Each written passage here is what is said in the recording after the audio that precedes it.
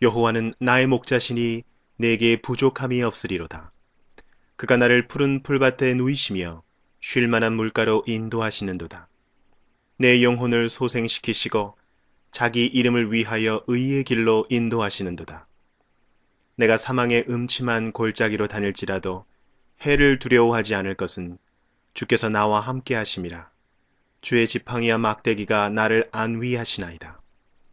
주께서 내 원수의 목전에서 내게 상을 차려주시고 기름을 내 머리에 부으셨으니 내 잔이 넘치나이다.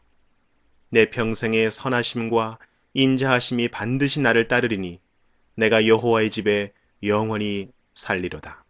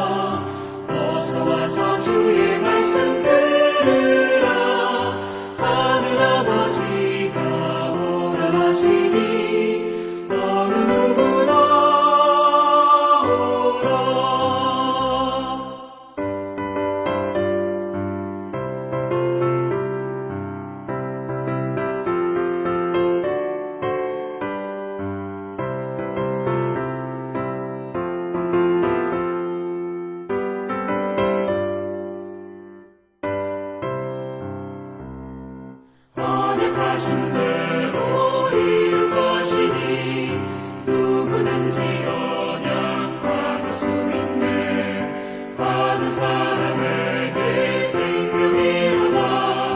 어느 누구나 오라. 어느 누구나 주께 나오라. 어서 와서 주의 말씀 들으라. 하늘아버지가 오라 하시니 어느 누구나 오라. 오늘은 사도행전 15장 6절부터 살펴보도록 하겠습니다. 지난 시간에 할레파 사람들이 유대 예루살렘에서 안디옥 교회로 내려와서 안디옥 교회 형제들에게 할례를 받지 아니하면 구원을 받을 수 없다 라고 가르쳤고, 이것이 바울과 바나바의 가르침에 부딪히면서 안디옥 교회 안에 문제가 발생하게 됩니다. 그리하여 안디옥 교회 형제들이 바울과 바나바 그리고 안디옥 교회에 속한 몇 사람의 성도를 예루살렘 교회의 사도와 장로들에게 보내기로 결정하고 예루살렘으로 보냅니다. 그리고 이렇게 바울과 바나바가 예루살렘 교회에 와서 제1차 전도 여행 때 많은 이방인들이 주께로 돌아오게 된 기쁜 소식을 보고하게 됩니다. 그때 할레파 유대인들이 그래도 이방인들이 예수님을 믿기 전에 먼저 할례를 받아야 한다고 주장하자 그 일을 가지고 예루살렘 공의회로 모이게 되는데, 오늘은 그 내용을 함께 살펴보겠습니다. 6절입니다. 사도와 장로들이 이 일을 의논하러 모여 당시 12 사도를 비롯한 바울과 바나바 그리고 예루살렘 교회 장로들이 바리새파 출신의 할례 당원들이 제기한 이방인에 대한 할례 문제를 의논하기 위해 모였습니다. 지금 이 예루살렘 공의회는 최초의 기독교 초기라고 할 수 있는데 큰 의미를 부여하고 있습니다. 7절입니다. 많은 변론이 있은 후에 베드로가 일어나 말하되 형제들아 너희도 알거니와 하나님이 이방인들로 내 입에서 복음의 말씀을 들어 믿게 하시려고 오래전부터 너희 가운데서 나를 택하시고, 아마도 이때 꽤 긴 시간의 토론이 있은 후 사도의 대표라고 할 수 있는 베드로가 일어나 10장에서 살펴본 이방인 로마 백부장 고날류와 그 친지들의 회심 사건을 다시 한번 언급하면서 이방인을 구원하시는 하나님의 뜻을 전하며 정리하는 것으로 보입니다. 8절입니다. 또 마음을 아시는 하나님이 우리에게와 같이 그들에게도 성령을 주어 증언하시고.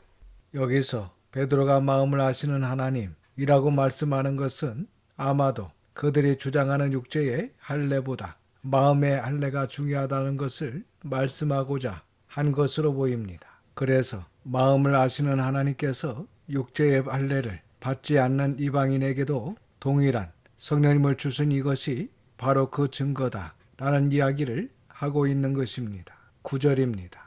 믿음으로 그들의 마음을 깨끗이 하사 그들이나 우리나 차별하지 아니하셨느니라. 이렇게 이방인들이 믿음으로 말미암아 그 마음이 깨끗하게 되었기 때문에 하나님께서 이방인이나 유대인들을 차별하지 않고 구원하신다는 것입니다. 10절과 11절입니다. 그런데 지금 너희가 어찌하여 하나님을 시험하여 우리 조상과 우리도 능히 매지 못하던 멍에를 제자들의 목에 두려느냐? 그러나 우리는 그들이 우리와 동일하게 주 예수의 은혜로 구원받는 줄을 믿노라 하니라. 이렇게 하나님께서 차별을 두지 않고 유대인이나 이방인을 동일하게 구원하시는데 너희가 어찌하여 너희 자신들조차 매지 못하는 그 멍에를 이방인들에게 요구하느냐 라고 하면서 그것은 부당하다 라고 이야기하고 있습니다. 그러면서 베드로는 유대인이나 이방인 모두 동일하게 하나님의 은혜로 구원받는 줄을 믿노라고 말씀하고 있습니다. 그렇습니다. 구원은 우리의 행위에 달려있지 않습니다. 하나님의 은혜로 우리가 구원받는 것임을 믿으시기 바랍니다. 여기까지 베드로가 이방인 고넬료에게 전도하였던 이야기를 하면서 바울과 바나바의 이방인을 향한 제1차 전도 여행을 지지하는 것을 알 수 있습니다. 12절입니다. 온 무리가 가만히 있어 바나바와 바울이 하나님께서 자기들로 말미암아 이방인 중에서 행하신 표적과 기사에 관하여 말하는 것을 듣더니 이렇게 베드로의 이야기를 들은 온 무리가 이제 바나바와 바울을 통해 이방인 중에서 행하신 하나님의 역사를 잠잠히 듣게 됩니다. 13절입니다. 말을 마침에 야고보가 대답하여 이르되 형제들아 내 말을 들으라.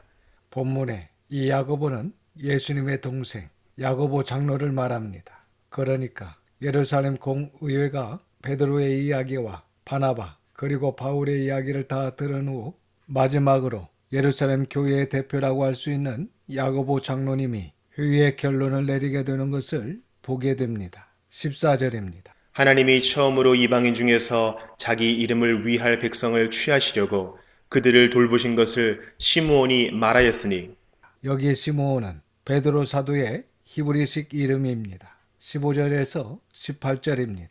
선지자들의 말씀이 이와 일치하도다.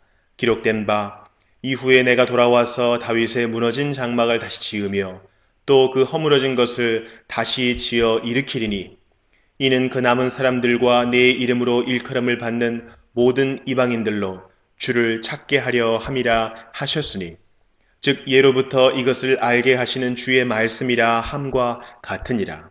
이렇게 야고보 장로님은 아모스 9장 11절과 12절의 말씀을 인용하여 그 예언의 말씀이 베드로의 이야기와 일치하므로 그 예언이 성취되었다. 그러니까 야고보는 이방인들의 기독교됨이 구약의 예언 성취임을 밝히며 이로써 이방 선교의 정당성이 구약 예언을 통해 확증된 것이다 라고 말씀하며 19절과 20절에 결론을 내립니다. 19절에서 21절입니다.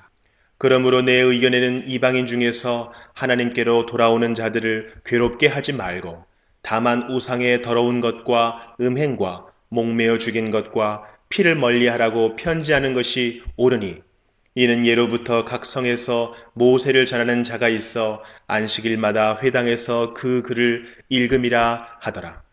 이렇게 제1차 예루살렘 공의의 첫 번째 결론은 이방인 중에서 하나님께로 돌아오는 자들을 괴롭게 하지 말라. 라는 이 말씀은 무엇으로 괴롭게 하지 말라는 것입니까? 할례로 괴롭게 하지 말라. 이것이 이번 회의의 가장 중요한 결론입니다. 그리고 추가적으로 20절에 우상의 더러운 것, 여기 우상의 더러운 것은 우상에게 바쳐진 제물을 이야기합니다. 당시는 우상에게 바쳐진 제사 음식들이 시장에 많이 유통되고 있었습니다. 그래서 이것이 문제가 될 수 있다라고 생각하여 일단은 이 예루살렘 회의를 통해서 그 우상에게 바쳤던 제사 음식은 먹지 못하도록 이렇게 정한 것입니다. 그리고 음행을 금하고 있습니다. 당시 헬라 문화가 성적으로 굉장히 음란했습니다. 그래서 특별히 이 음행을 금한 것으로 보입니다. 그리고 목매어 죽인 짐승과 피를 먹지 말고 멀리하라고 결론을 내립니다.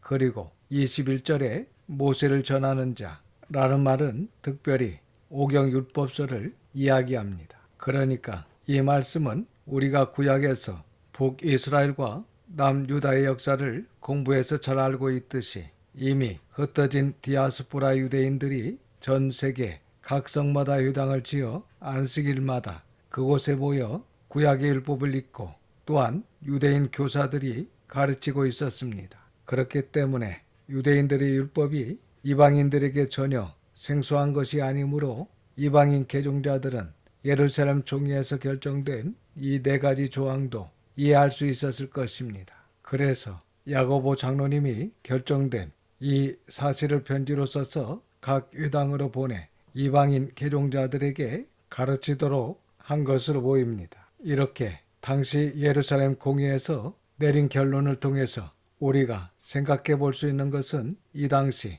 사도들과 교회 지도자들이 하나님께로 돌아오는 이방인들에게 교회의 문턱을 낮췄다는 것입니다. 그러니까 진리를 훼손하지 않는 선에서 하나님께로 돌아오는 이방인들에게 부담을 주지 않는 것이 좋겠다고 결정을 한 것입니다. 즉 할례나 기타 율법의 의식이 결코 구원을 위한 조건이 아니므로 율법을 통하여 이방인 개종자들을 괴롭히지 말라는 결론을 내렸던 것입니다. 이것은 지금 우리가 본받아야 될 부분이라고 생각합니다. 그러니까 이 말씀은 타협하라는 말씀이 아니라 새로운 가족이 교회에 방문하고 하나님께로 돌아오려고 할 때에 그 교회 문턱을 성경 66권으로 최소화할 필요가 있다라는 것입니다. 진리를 훼손하지 않는 선에서 성도들에게 부담을 주지 않고 누구나 하나님의 품으로 돌아올 수 있도록 하는 것이 중요하다는 것입니다. 이 시간 우리 교회가 이처럼 진리 안에서 많은 사람들이 부담 없이 와서 구원의 기쁨을 누리며 함께 하나님을 섬길 수 있기를 바랍니다. 기도하겠습니다. 아버지 하나님, 하나님의 걸어가신 이름을 찬양합니다. 오늘도 귀한 하나님의 말씀을 듣게 하시고 깨닫는 마음을 주셔서 감사드립니다. 저희가 무엇이건대 하나님의 전적인 은혜로 저희를 구원하여 주시고 하나님의 자녀로 이렇게 하나님을 예배하게 하시니 진심으로 감사드립니다. 베풀어 주신 이 큰 은혜를 마음에 새기고 저희도 마음과 뜻과 힘을 다하여 하나님을 사랑하게 하옵소서. 또한 이 사랑을 전하며 주님께로 돌아오는 자들을 사랑할 수 있도록 도와주시옵소서. 모든 것을 감사드리며 우리 구주 예수님의 이름으로 기도드립니다. 아멘. 지금은 우리 구주 예수 그리스도의 은혜와 아버지 하나님의 그 크신 사랑하심과 성령님의 감화감동 역사 충만 위로하심이 모든 성도들과 자녀와 가정 위에 함께 하시기를 우리 구주 예수님의 이름으로 축원하옵나이다. 아멘.